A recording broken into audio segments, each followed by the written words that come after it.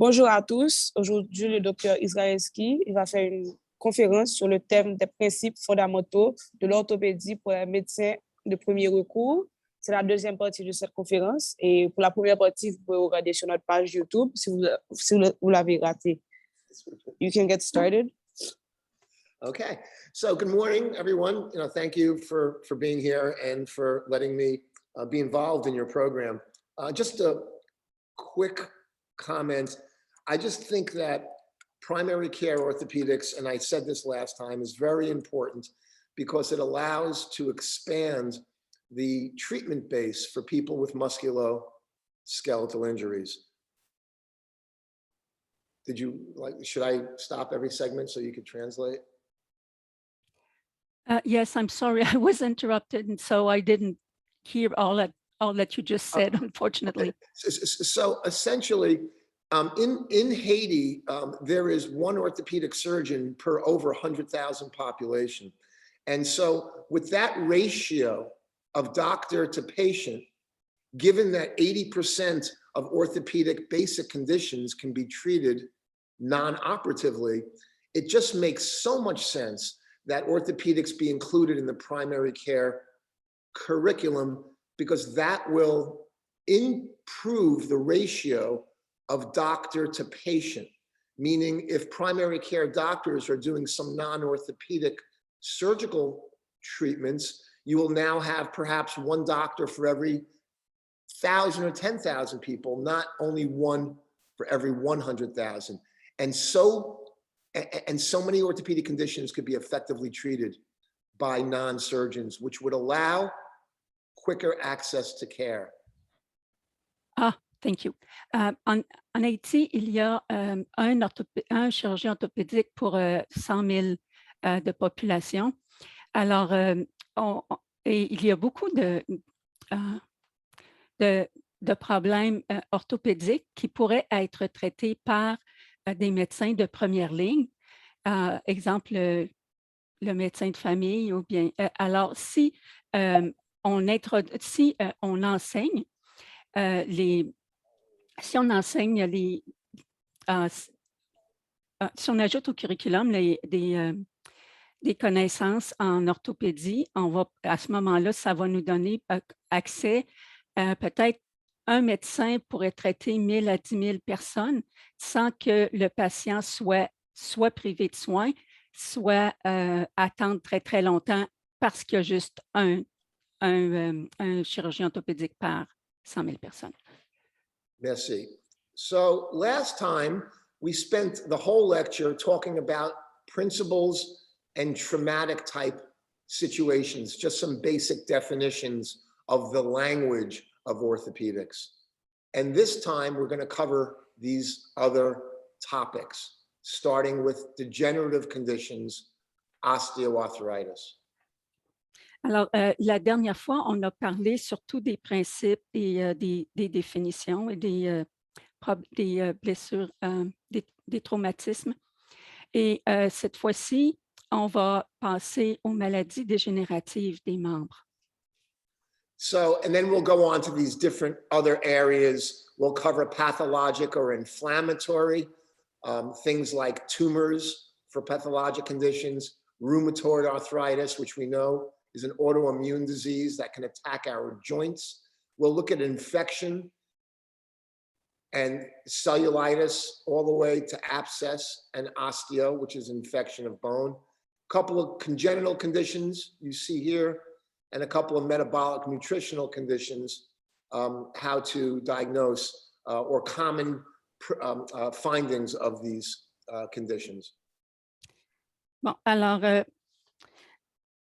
alors aujourd'hui, on va passer aux maladies dégénératives et puis plus tard, on va pouvoir parler au point de vue pathologique, on va parler d'arthrite rhumatoïde, des maladies inflammatoires, des maladies qui originent de carences nutritionnelles, de la cellulite, des infections. Okay, and so let's start looking at arthritis. Osteoarthritis often involves the hands, the neck and low back, and essentially weight-bearing joints. So the knee and the ankle are included in that. And they develop, and osteoarthritis develops over time. It's not a condition that you wake up with. It's a slow destruction of the cartilage from the joint. There may be some predisposition to family. So you'll see people with big bony hands with Bouchard's and Heberden's nodes. You'll see multiple family members sometimes with a congenital component of it. It can present with deformity, diminished range of motion, and tenderness over the respective joints. So tenderness over the joints, stiffness, and often deformity, such as enlargement, which we'll look at. X-rays typically show narrowing of the joint spaces. So the joint spaces are essentially, if this is a knee, they're narrow. And in X-rays of knees, for instance, you want to get a standing knee X-ray, so you bring gravity in and that'll close the space on a standing X-ray. We'll look at those X-rays in a moment. Treatment conservatively ranges from physical therapy to moving the joints, sometimes bracing to settle things down, medications such as anti-inflammatories, and sometimes injections such as cortisone. And finally, when all else fails, treatment for bad arthritis, which is usually one of two things: either fusing the joint, making it one, no motion, no pain, although that limits function, or doing a replacement of the respective joint. And so when these first few things fail, then you can try referring to surgery, unless the pain is just so unbearable and the pictures and the X-rays are so far gone that you sort of know intuitively that this person is going to need an operation. OK. Alors, en ce qui concerne les maladies dégénératives des membres, bon, il y a l'ostéoarthrite, et ça implique souvent, ça va souvent toucher les mains, le dos, le bas du dos, et puis les membres qui supportent du poids comme les genoux, les hanches, les chevilles. Et ça, c'est une maladie qui se développe dans le temps. Ce n'est pas quelque chose qu'un beau matin, on se réveille avec. C'est très progressif. C'est possible qu'il y ait une prédisposition familiale. Et puis, donc, à ce moment-là, il y aurait d'autres membres de la famille qui souffriraient aussi d'ostéoarthrite. Et c'est possible que ça se présente avec des déformations des articulations. Aussi, il va y avoir une certaine sensibilité sur les articulations qui sont impliquées, qui sont affectées. Ensuite, pour les détecter, normalement, les radiographies vont montrer que l'espace entre les articulations est amoindri. Et on va voir ça, par exemple, sur des radiographies des membres qui portent du poids sur les extrémités inférieures.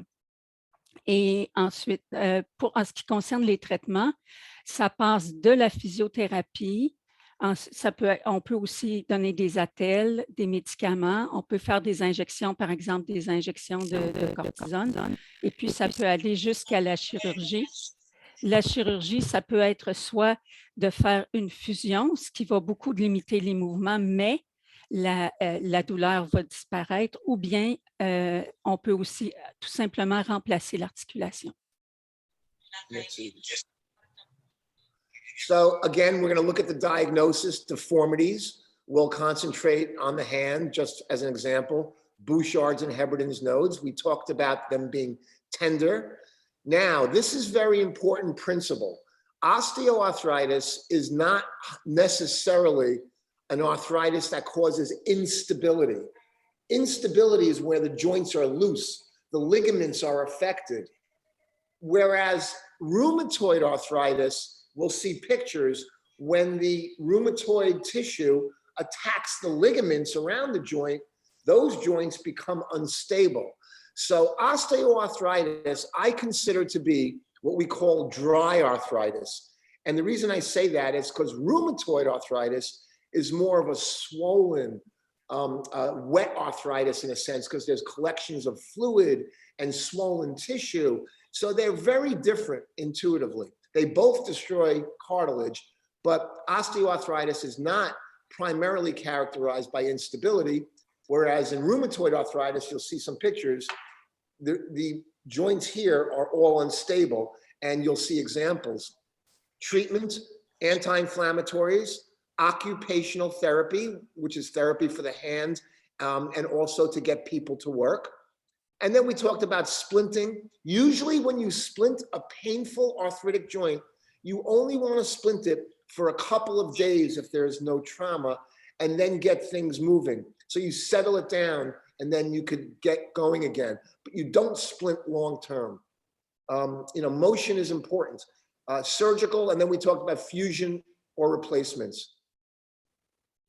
Bon, alors en ce qui concerne encore une fois l'ostéoarthrite, au point de vue diagnostic, on va voir des déformations comme des bouchards et des Eberden.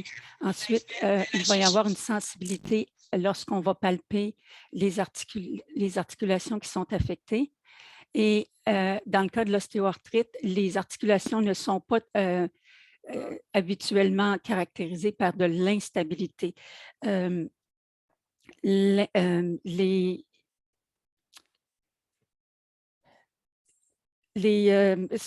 L'ostéoarthrite, c'est ce que j'appelle de l'arthrite sec parce qu'il n'y a pas une poche de liquide ou de fluide qui va se ramasser autour de l'articulation.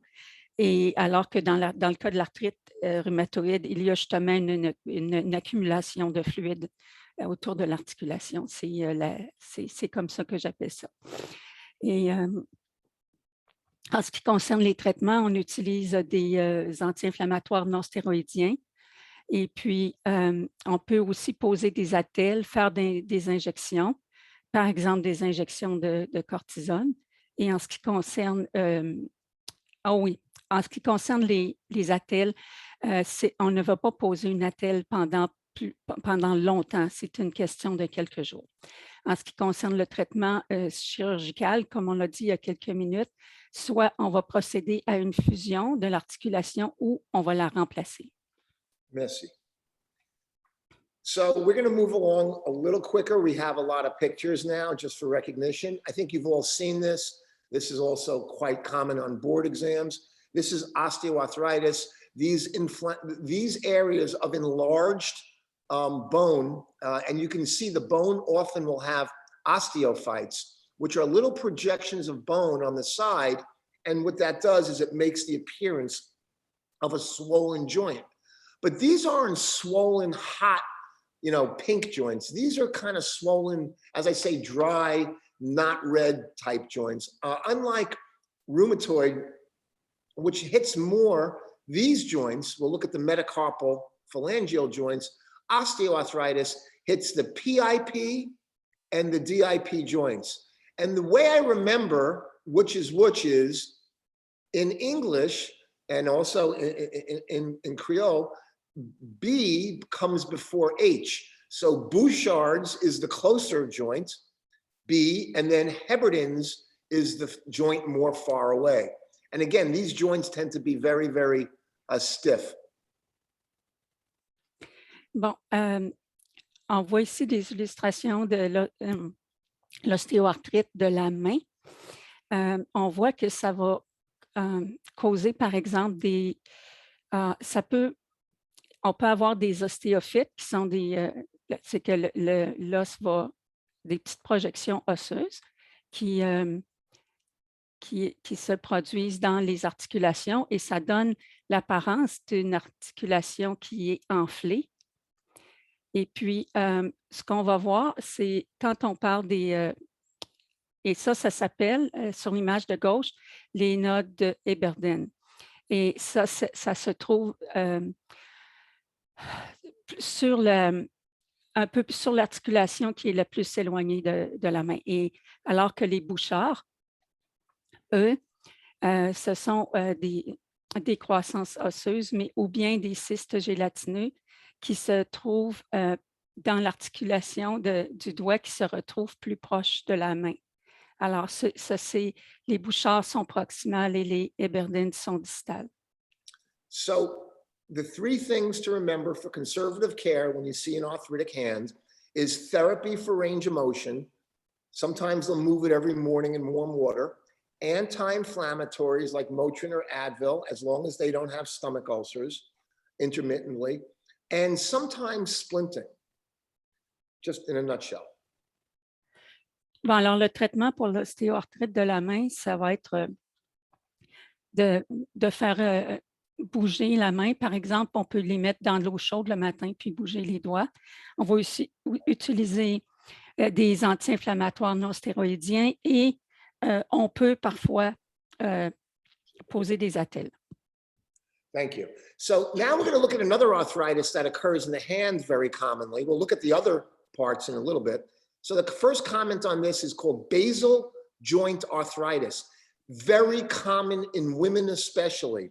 It is an arthritis between the trapezium and the base of the first metacarpal. It often will present with a bump like this. Some people call that a shoulder sign because it looks like a little shoulder. And what happens sometimes is when this bone comes out of joint, the thumb pulls into the hand. And in order for the thumb to clear the hand, it has to hyperextend, like you can see in the picture where the MP joint is opened. You treat this with a thumb splint. It's called a thumb spica splint. It could be made of plaster or made by a therapist, and it immobilizes the wrist and the bottom of the thumb. I usually have them wear that for about 3 weeks. I then will do therapy. If that doesn't get better, injections.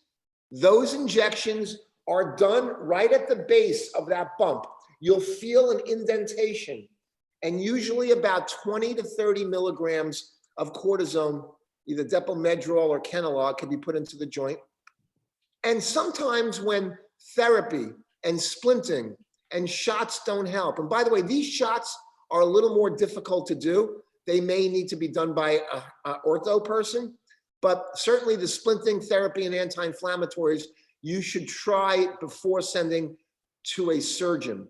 The surgery for this is where we take out this bone, we remove the trapezium, and we take soft tissue like tendons, and we roll them up into a ball, and we put them in there like a pillow.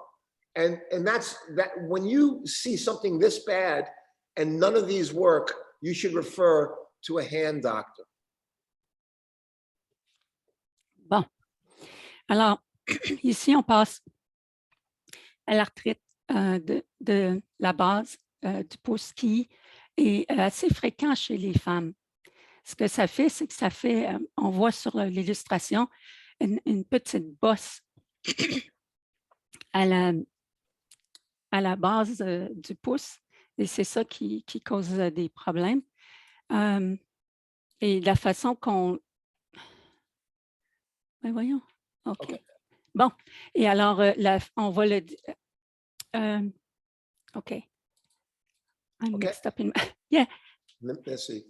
So now we're going to look at the cervical spine and the low back. Diagnosis, tenderness directly over the midline, diminished motion.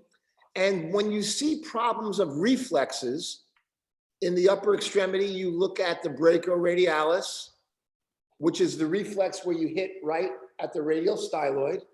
You look at the biceps reflex, and then you look at the triceps reflex. The biceps reflex, I typically will put my finger directly over the biceps tendon, and I'll hit my finger, tap it with a reflex hammer and get a reflex.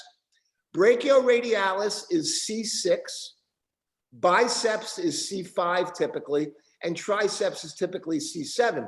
So if you see very diminished reflexes with weakness, then you know you're not just dealing with arthritis, you may be dealing with some pressure on the nerve roots. It's important to recognize that. So always check motor strength. And in the lower extremity, something called the nerve root tension sign, which I think you may all know, called a straight leg raise. Somebody is lying flat. You lift the leg up, and if it reproduces back pain radiating down the lower extremity, that can be a nerve root tension sign. And often it will need, if not improved conservatively with therapy, referral for either a study such as a CAT scan or MRI, which I know is difficult to get in Haiti, to see if there's a herniated disc. If those are not available, then sometimes trigger point injections where the area of greatest tenderness can be injected with a small amount of lidocaine and cortisone. But typically, from primary care, you want to get motion going, and you also, to the therapy, want to add things like some massage, postural training, building of your abdominal muscles. So no need to refer to a surgeon unless sensory and motor deficits initially. And non-surgical treatment, real quick, anti-inflammatories, therapy, flexibility, motion, postural training, something called scapular stabilization exercises, which is really upper back posture, protracting your scapula, and other modalities such as heat massage and electrical stim. If you were to take a back pain patient and just put this on the prescription, you may want to save this, it's typically a good generic therapy protocol for back pain. And of course, if conservative treatment doesn't help, trigger points versus epidurals. Now, epidurals are typically done under ultrasound or X-ray guidance, and they're usually done by pain management or a surgeon. So you'd be referring out for these. And then if nothing helps, surgery, either removing a disc, doing a fusion, etc.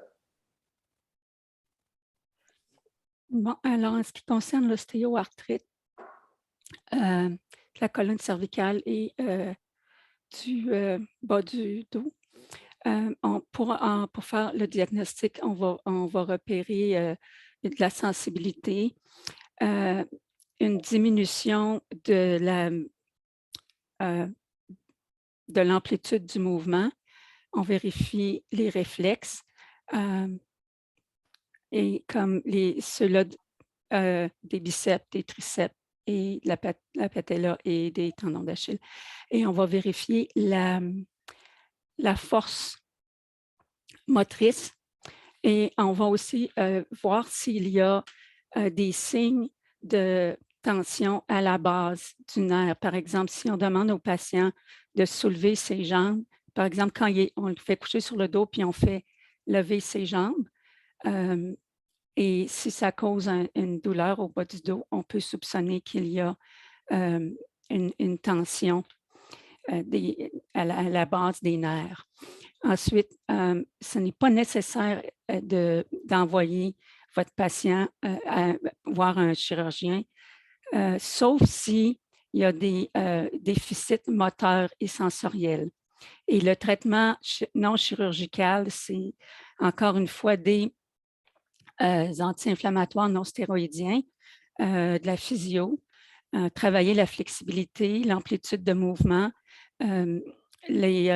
améliorer la posture et faire des exercices de stabilisation de la ceinture scapulaire. Et ce sont tout ce que le thérapeute peut recommander pour le patient, le patient en particulier.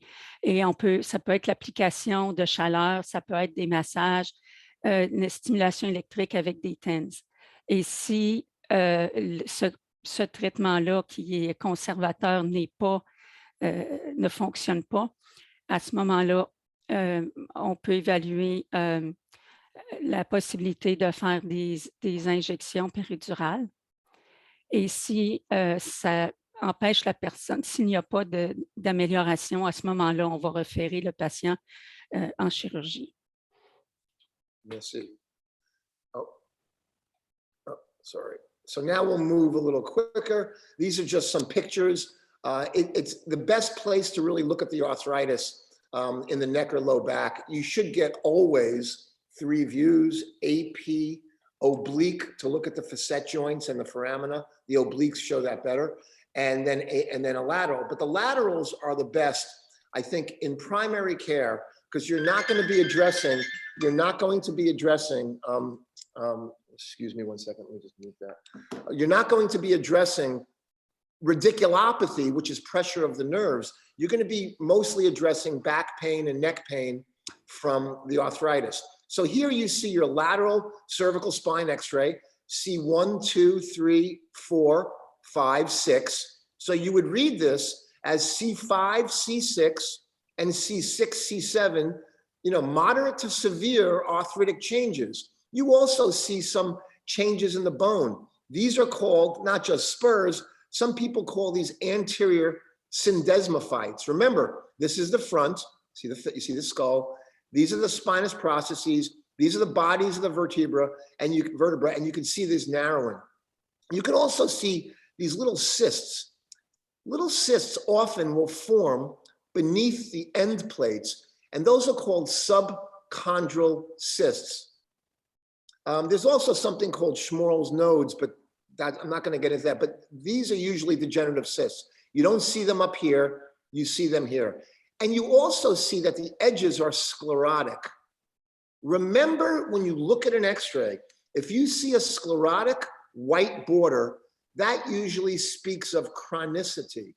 If you see a black area with no reactive bone, one should worry about more aggressive lesions where the body didn't have time to react.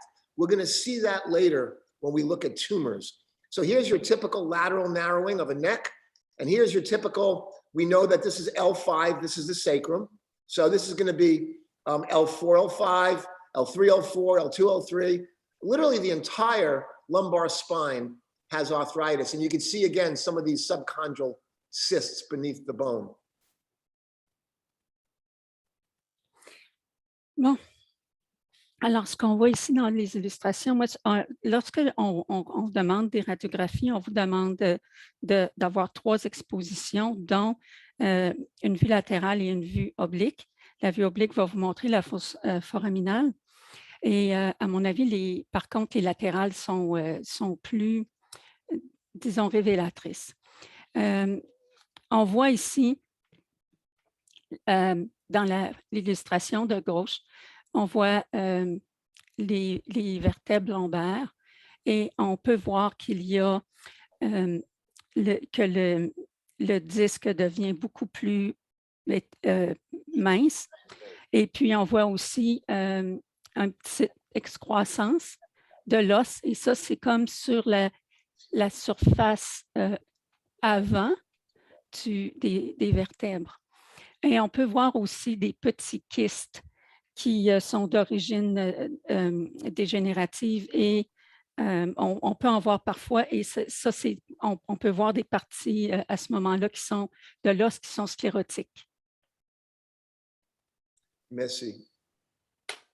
We're going to move on a little quicker now to different arthritic joints. So somebody comes in with a painful shoulder, diminished motion, and can't even really abduct. And you see this picture. This is cephaloids, right? Let me see this. So you can see this is a standard picture of a shoulder on the left, and on the right, and I'm blocked out of the picture, but on the right, you can see that the humeral head is not in the cup. It's riding high. You see how the ball is in the socket? Here it's riding high. This is called cephalization of the humeral head. And it's not from weight bearing like the lower extremities that can develop arthritis over time. And by the way, arthritis doesn't always happen, just because of weight bearing. Usually it's theorized there's a small cartilage injury, and over time the weight bearing causes the arthritis to cause more damage. But in the upper extremity, the shoulder is not a weight bearing joint. So the reason that this is like this, riding high, the function of the rotator cuff is to help abduct and rotate the arm, external and internal, but it's also, the function is the depressor of the humeral head. So if you have a massive rotator cuff tear, then you lose the ability of the rotator cuff to not only move the shoulder, but to push that ball in the socket. The ball rides high, and then you get, let's see if I can get this, you get incongruity because the ball's riding high and it's no longer a congruent joint. And it leads to this massive cephalization of the head called cuff arthropathy. And the treatment for that, when you first see someone like that, therapy, maybe some shots, but most people believe if this fails, mechanical problems may need mechanical solutions. And the treatment in the United States for this is a reverse shoulder replacement, which we're not going to get into. But I wanted you to understand the pathoanatomy of cephalization of humeral head. And again, the theme for primary care is mobilization, anti-inflammatories, modalities by the therapist, and home exercise programs, scapular stabilization. All these things we talked about is a theme that you can repeat through all these body parts. And if failure after, let's say, 2 to 3 months, then you can consider injections and then referral to a surgeon. Injecting this joint is not easy. Sometimes it has to be done with ultrasound. However, when people just get tendonitis of the shoulder, the x-ray looks good, but they have pain on motion. Often you can give a shot in the posterior subacromial space, which was, you feel the acromion in the back of your shoulder, you feel a depression, and that area is where you place the needle if you were going to do an injection for tendonitis. But for arthritis, it has to go into the glenohumeral joint. Bon. En ce qui concerne l'ostéoarthrite de l'épaule, dans une épaule qui est arthritique, on va voir la céphalisation de la tête de l'humérus et on va voir que, et ça, c'est quand la tête de l'humérus est très haute dans le socket et en fait de l'articulation, et ça c'est parce que la coiffe du rotateur est endommagée, ne fonctionne pas bien, parce que la coiffe du rotateur, ce qu'elle doit faire, c'est qu'elle doit permettre la rotation, mais elle doit aussi permettre la dépression de la tête de l'humérus dans l'articulation. Alors, quand la tête de l'humérus est très haute dans l'articulation, ben, il y a un problème là. Alors, le traitement, c'est bon, on va faire des thérapies, on peut faire des injections, mais ce n'est pas très facile. On va recommander d'immobiliser l'épaule et de stabiliser la ceinture scapulaire. Et puis, s'il s'agit plutôt d'une tendinite, c'est-à-dire qu'il y a de la douleur, mais que les radiographies sont bonnes, à ce moment-là, on peut faire une injection sous l'acromion, la face postérieure sous l'acromion. I think in the future, because we're trying to cover principles and recognition and conservative care, so the thrust here is when to recognize arthritis, stiffness, and refer. I'm going to move on to the next slide here. This is just recognition. You all probably have seen this. Here's your normal joint space of a hip. And here's a joint space with severe narrowing. And once again, recognition of radiologic findings, these subchondral cysts that occur beneath the surface. Again, simply, initially, therapy, anti-inflammatories, injections also would not be done by primary care, more by pain management, because injecting this joint is extremely difficult, should be done under ultrasound. Bracing is not really common with the hip. And when all else fails, surgical referral. I can tell you, if you see a hip like this, it needs referral. Now, here's the issue. In Haiti, the availability of hip replacement is not really good at all. So this would need a total hip replacement. And if it's available, great. But if it's not, by virtue of funding or, economics or just infrastructure, there are other operations one can do for this, but they're really not good. And one of them is called a resection arthroplasty, where they actually will take out the femoral head and replace it with muscle, similar to what we do at the base of the thumb. That is a last option. Joint replacement is the most optimum. And another option sometimes that we have done in Haiti is to fuse the hip joint, which is really a tough thing to tolerate, but it does remove pain. Bon, alors en ce qui concerne l'ostéoarthrite de la hanche, vous voyez à gauche, sur la radiographie de gauche, on voit qu'il y a un espace qui est l'espace normal que l'on doit avoir dans l'articulation entre le fémur et le pelvis. Mais alors, dans la photo de droite, vous voyez qu'il n'y a plus d'espace dans l'articulation. Et à ce moment-là, si vous voyez une hanche comme celle-là, vous l'envoyez voir un chirurgien. Cette personne-là aurait besoin d'un remplacement de la hanche. Sauf que on sait qu'en Haïti, ce n'est pas forcément facile d'avoir accès à un chirurgien pour différentes raisons. Et là, un chirurgien orthopédique. Et alors là, il y a d'autres options. On peut, par exemple, on peut remplacer, on peut mettre du muscle, et comme on fait pour un pouce, mais ça, c'est vraiment pas idéal. On peut aussi, I forget what was the other option that you have. You have one where you put muscle, but there's another one that's not the joint. A fusion, right. OK. Alors, ou bien on peut faire une fusion, ce qui est assez difficile à tolérer, mais après, la douleur disparaît.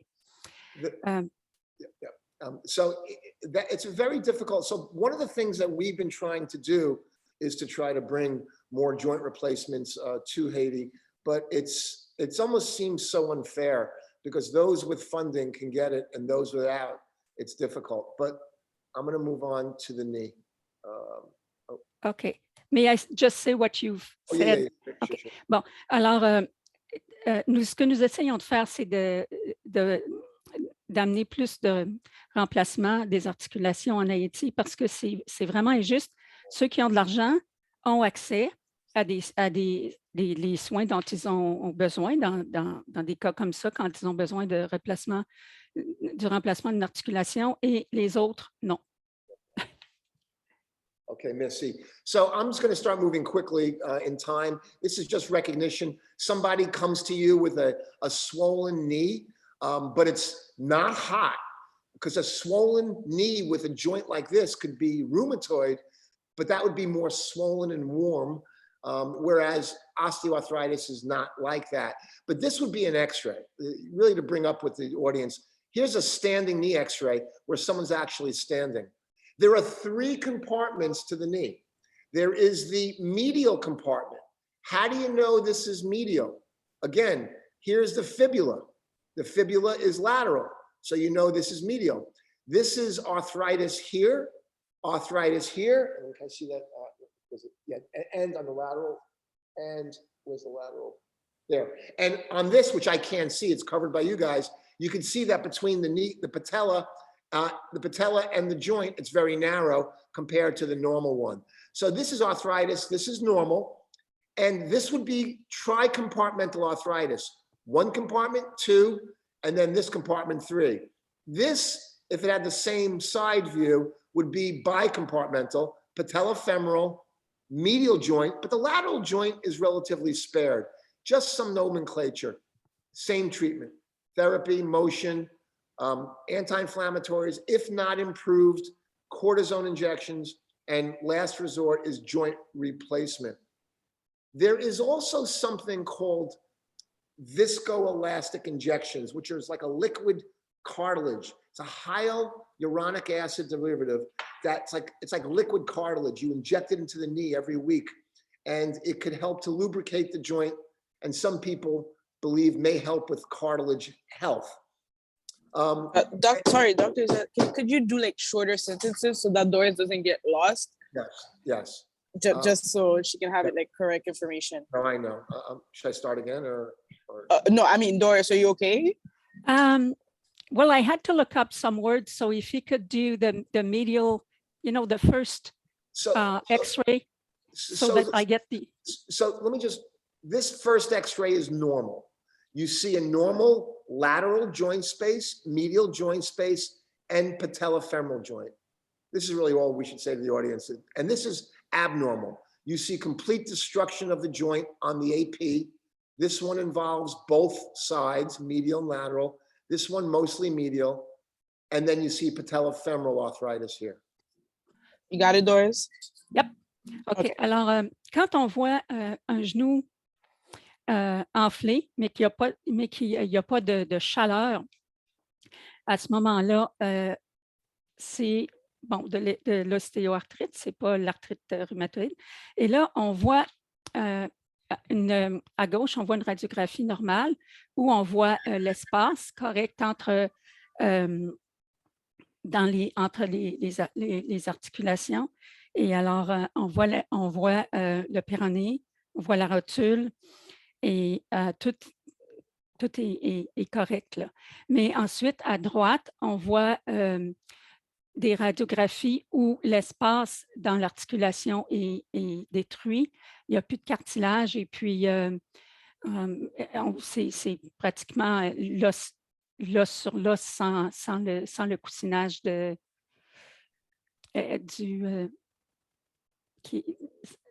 cartilage. Et alors, à ce moment-là, les choses qu'on peut faire, c'est il y a des choses qu'on peut faire comme des injections d'un produit qui est une espèce de cartilage liquide qu'on injecte à toutes les semaines et ça semble bien fonctionner. Sorry about the old calls. Thank you. Okay, here's an ankle, just a picture of an ankle. This is called the mortise. If you want to look at the ankle joint, you have to do something called a mortise view. If you look at your ankle, there is the medial malleolus and the lateral malleolus. These are the bumps on the back, on the inner and the outer side of the ankle. Remember, the fibula is lateral. If the fibula is posterior to the medial mal. So to get a mortise, you have to internally rotate. I'm going to show you my foot. You have to internally rotate your foot because that puts these two sides in the same plane. And then you see this joint. Look up mortise, M-O-R-T-I-S. Internal rotation of the ankle by 15 degrees. That's how you shoot the x-ray. When somebody fractures, the whole mortise shifts and the joint breaks down. And you can see this is the tibial-talar joint destroyed. And this is going to need bracing intermittently, therapy, and anti-inflammatories. If not improved, this is a fusion likely in Haiti and much of the US. Some people replace these joints, but the ankle replacements are not really perfect. Bon, alors ici, dans ce qui concerne l'ostéoarthrite de la cheville, pour prendre une radiographie, pour être capable de voir ce qu'on a besoin de voir, on fait ce qu'on appelle une radiographie du mortis. Et ça, pour avoir ça, obtenir cette image-là, il faut faire une rotation interne de la cheville d'environ 15 degrés. Et ça va vous donner, ça va vous permettre de voir ce que vous avez besoin de voir. À droite, on voit que ça a été détruit. Et à ce moment-là, ce qu'on doit faire, c'est l'immobiliser pendant un bout de temps avec des anti-inflammatoires. Et si ça ne va pas mieux, à ce moment-là, on va faire une fusion. En Haïti et presque partout aux États-Unis, c'est le traitement qu'on fait. Le remplacement de la cheville ne fonctionne pas très bien. Merci. Okay, we're going to move a little quicker. I'm sorry. We're going to talk about pathologic maladies of the limbs, otherwise known as tumors. Essentially, the diagnosis is via history. Physical examination typically will be pain, deformity, tenderness, and a palpable mass. Specific tumors have a predilection for different parts of the body, including the limb and the spine for different age groups. X-ray evaluations. This is a pearl. Typically, benign tumors will often have a sclerotic border, while malignant primary tumors or metastatic lesions will be more lytic. In other words, simply, history of a mass that's growing, tenderness, deformity, and sometimes things like weight loss. But different tumors have a predilection for different parts of the body and different age groups. And we'll show some pictures. OK. Alors, les maladies, les pathologies des membres, des tumeurs. Alors, pour en faire le diagnostic, on prend l'historique du patient et aussi on regarde s'il y a de la douleur, une déformation, de la sensibilité et une masse palpable. Il y a des tumeurs spécifiques qui préfèrent différentes parties d'un membre ou de la colonne et aussi, il y en a qui ont une prédilection pour différents groupes d'âge. Alors, pour l'évaluation par rayon X, les tumeurs bénignes vont souvent avoir une marge sclérotique, alors que les tumeurs malignes, primaires ou bien les lésions métastatiques vont souvent être plus soudaines et on n'a presque pas de temps pour la formation d'une osseuse réactive à la tumeur. Merci. Okay. I'm just going to go through this relatively quickly. This is an osteogenic sarcoma. And the reason I bring this up is that, remember we said predilection. This has a predilection for younger people. It has a predilection for the lower part of the femur. So this is beyond the scope, bone tumors. But when you see an X-ray with a mass that has this kind of, some people call this a sunburst appearance, and you see something like this, you know that this is going to be cancer until proven otherwise. And that needs to be referred to a surgeon. And I didn't mention, but obviously constitutional symptoms like weight loss and that sort of thing. Bon, alors, okay, you just said you can see it on the joint, but I'm not sure which slide. Was it on the slide 16 where we see a hand that's completely deformed? No, you see, no, we're here. Are you on the same picture as me of the? I don't see your, just a moment. I'm going to try something. Okay, here. All right. Okay, I'm where you are now. Okay, so again, just to tell the audience, when you see a mass in a young person in this location with this appearance, this has to be referred simply. Bon, alors, si vous voyez une masse comme dans la radiographie de gauche et vous voyez une masse comme ça chez un jeune patient, vous devez le référer immédiatement. Merci. Okay, I'm going to move a little quicker. We're going to talk about autoimmune diseases, and I'm going to skip this slide just to show you. We talked about osteoarthritis, mostly affecting these joints, Bouchard's and Heberden's nodes. In rheumatoid arthritis, if you look at the hand, you'll see ulnar deviation of these joints. What happens here is the rheumatoid eats up the radial collateral ligaments that hold the finger straight. When those ligaments are destroyed, the fingers will drift in the opposite side. Bon, alors, quand vous voyez ici une radiographie d'une main qui souffre d'ostéoarthrite, et ce qui se passe dans ce cas-là, c'est que l'arthrite dévore les ligaments et lorsqu'ils sont complètement disparus à ce moment-là, les articulations vont se déplacer vers la droite et ça donne une main comme ça qui est déformée. So they have swelling of these joints, not these joints.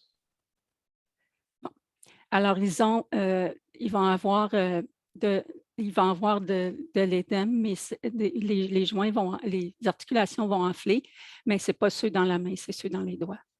And the treatment is, as I mentioned, therapy. In rheumatoids, more splinting and medications prescribed for rheumatoid arthritis and injections sometimes. Same treatment. Alors, c'est le même traitement que dont on a parlé dans l'ostéoarthrite. C'est le même traitement que pour l'arthrite rhumatoïde dans les mains. C'est de la thérapie, ensuite des attelles et parfois des injections. Rheumatoid arthritis forms something called a pannus. If somebody comes in and they can't lift their fingers, you have to assume that the rheumatoid ate through the extensor tendons and now the fingers are dropped.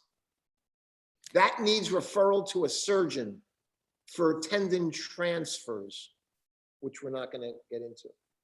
Bon, alors si vous voyez une main comme celle-là, à ce moment-là, on appelle ça un pannus dorsal et ça, en fait, ce sont les tendons extenseurs qui sont endommagés et si vous voyez ça, vous devez l'envoyer à un chirurgien. Merci. Okay. I'm going to talk a little bit about infection. And again, I'm going to skip this slide and go to this slide because we don't have much. How much time do we have left? I know we started a little late. Do we have a couple of minutes left? It's really important. Yeah, I would say until like 9:05. Okay. So we're going to talk Like 10 about, minutes. let's talk about infection. So in infection, there's usually a history of an injury, recognition, red, warm, fluctuant, treatment, either prophylaxis, antibiotics, or surgery. And we're going to talk about how it's a dynamic process.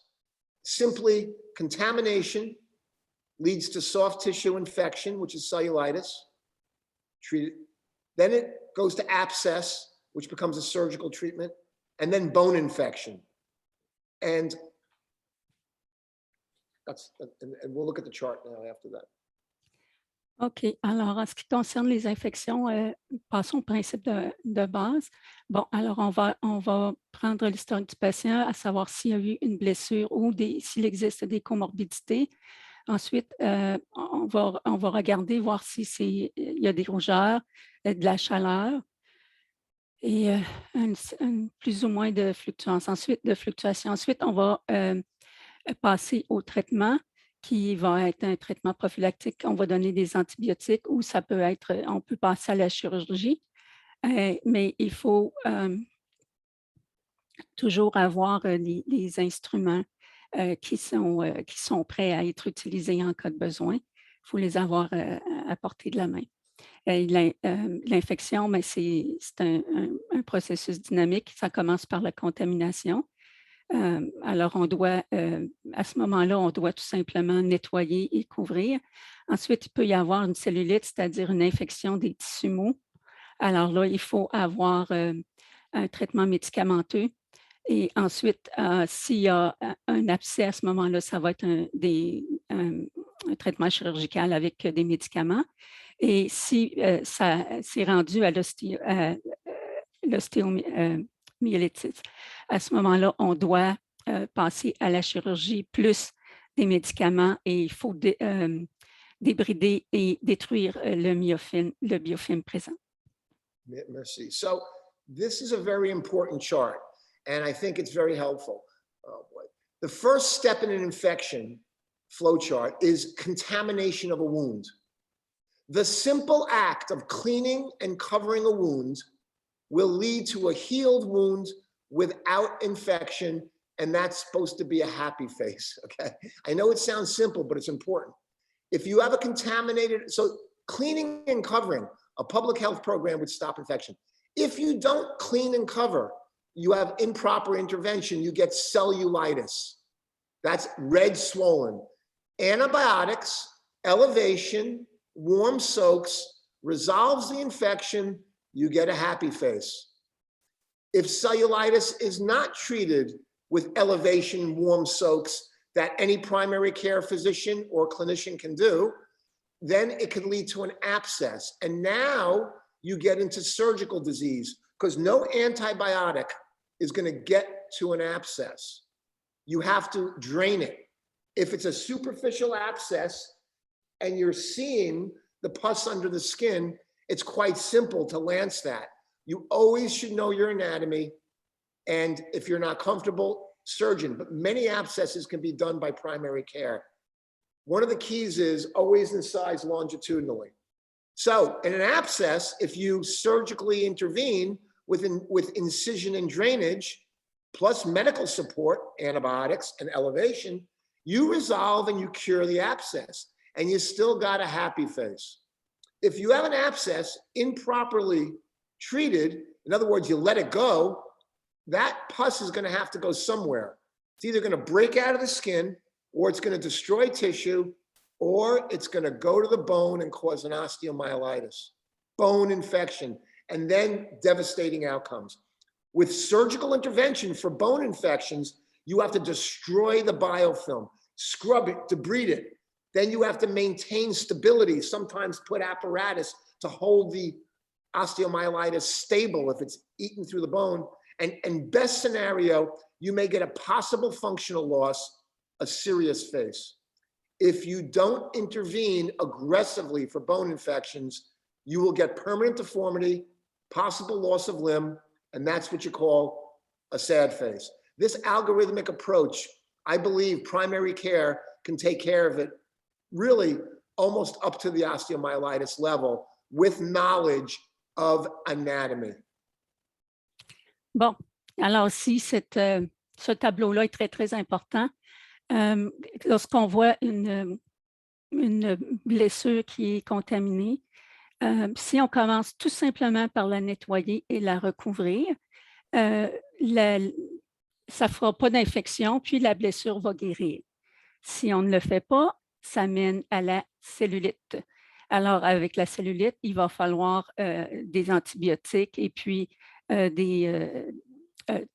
tremper dans l'eau chaude pour faire partir l'infection des tissus mous. Si on ne fait pas ça pour la cellulite, ça mène aux abcès. Alors là, un abcès, ça prend une intervention chirurgicale parce qu'il n'y a pas un antibiotique qui va se rendre à l'abcès. Bon, alors si on fait ça, OK, l'abcès est guéri, tout le monde est content. Et ensuite, si on ne le fait pas, ça mène à une ostéomyélite. Et si l'ostéomyélite n'est pas, pour l'ostéomyélite, il faut absolument une intervention chirurgicale, il faut débrider, il faut enlever le biofilm et puis il faut maintenir la stabilité de l'articulation. Et à ce moment-là, on peut quand même avoir une certaine perte de fonction du membre. C'est moins bien. Et alors, si, par exemple, on n'intervient pas pour l'ostéomyélite, à ce moment-là, on peut perdre le membre et à tout le moins avoir une déformation permanente. Merci.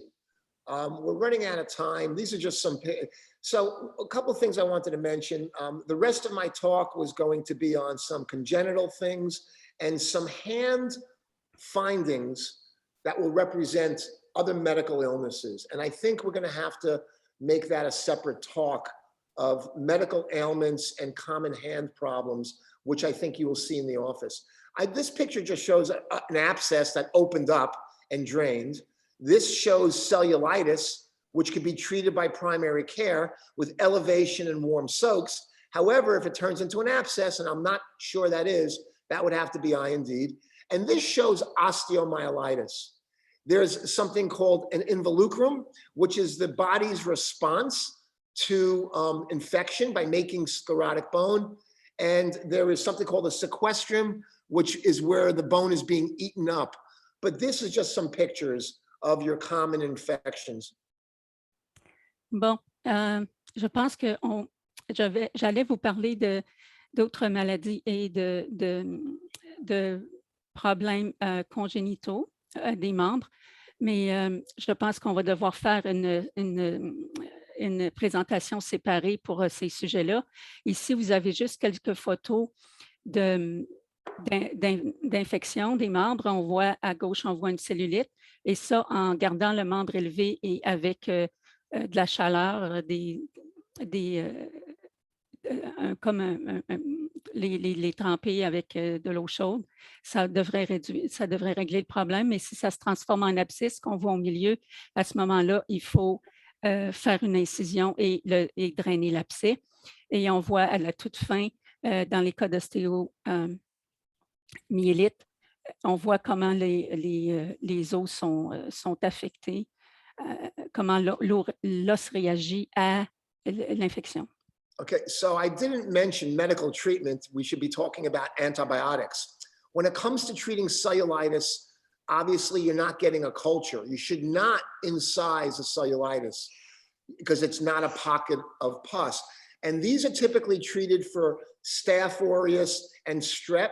So you could use cephalosporins, high-dose penicillins, Ancef is important.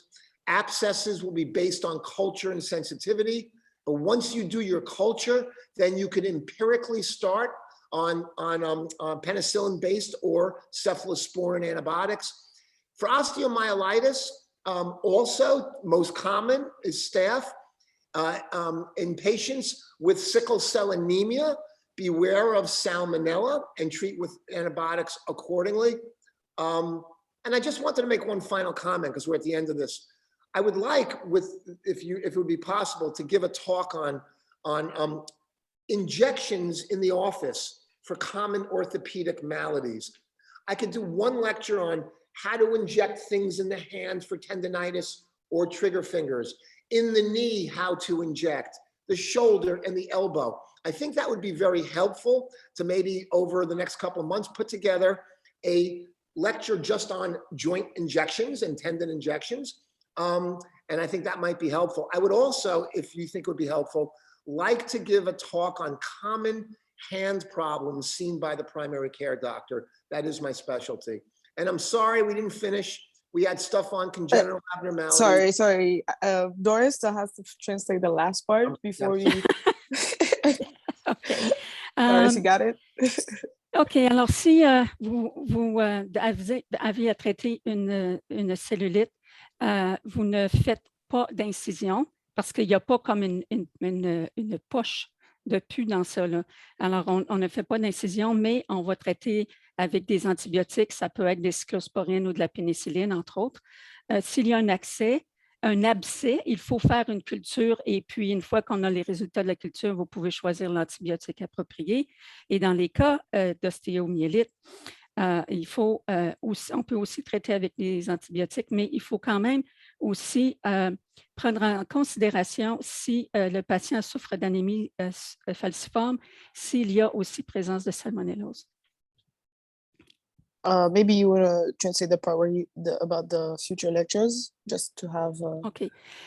J'aimerais ça faire d'autres présentations plus tard sur, bon, j'ai mentionné tout à l'heure sur les maladies congénitales, mais aussi sur les problèmes de la main, parce que c'est ma spécialité.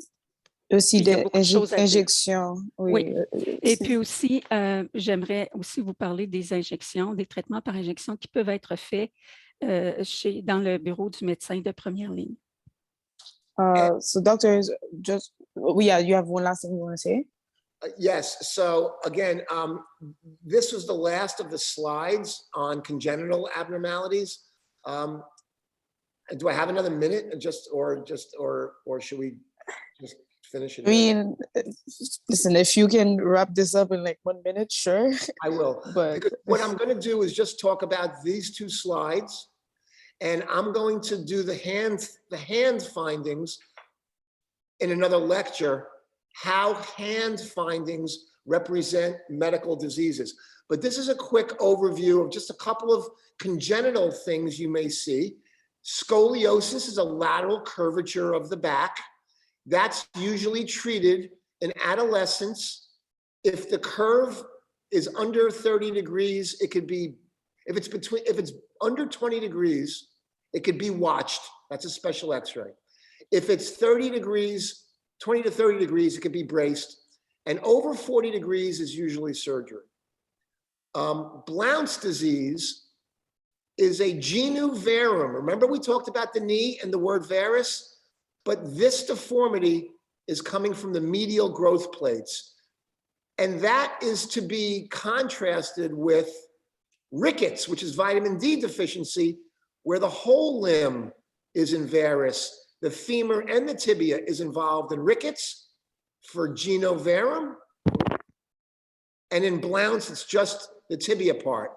Clubfoot can be treated with serial casting in the newborn, but that likely should be done by orthopedics. And the final thing is scurvy.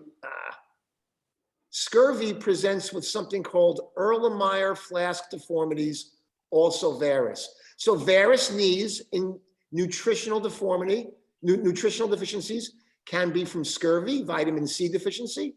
They also get bleeding gums. Rickets, vitamin D deficiency, or it could be congenital Blount's, which should be referred to orthopedics. I know it's a lot, but I wanted to just finish up before the hand. OK, alors c'est possible, par exemple, d'avoir ce qu'on appelle des pieds beaux, ce qu'on voit à gauche. Et ça peut être traité par une série de plâtres et on doit avoir un orthopédiste pour ça. Il peut aussi avoir un problème. On a parlé de varus un petit peu plus tôt dans la présentation. Et alors, on peut voir, ça peut affecter soit le péroné, ou bien le tibia, dépendant de la maladie qui est l'origine. Et il y a aussi la scoliose. La scoliose, c'est quelque chose qu'on peut, si la scoliose est de moins de 30 degrés, on va la surveiller par des radiographies dans le temps. Si c'est plus que 30 degrés, à ce moment-là, à l'adolescence, on va porter un corset orthopédique. Et si c'est plus que 30 degrés, on doit faire une chirurgie. Just one comment. Scoliosis can also, the scoliosis I'm talking about is called adolescent idiopathic. It's not, you can get scoliosis from infections and tumors as well. That's different. We're talking about the young person who presents to your office with a curved spine.